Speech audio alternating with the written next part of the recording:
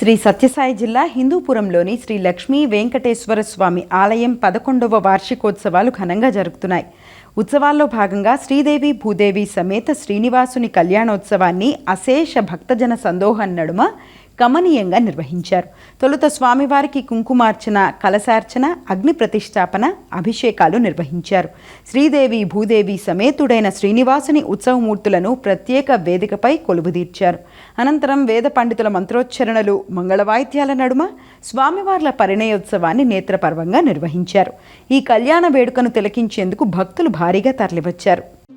శ్రీనివాస గోవింద, శ్రీ వెంకటేశ గోవింద, భక్తవత్సల గోవింద, భాగవత ప్రియ గోవింద, నిత్య నిర్మల గోవింద, నీలమేఘ శ్యామ గోవింద, పురాణ పురుష గోవింద, అందురజనాక్ష గోవింద, గోవింద హరి గోవింద, గోకుల నందన గోవింద, గోవింద హరి గోవింద, గోకుల నందన గోవింద.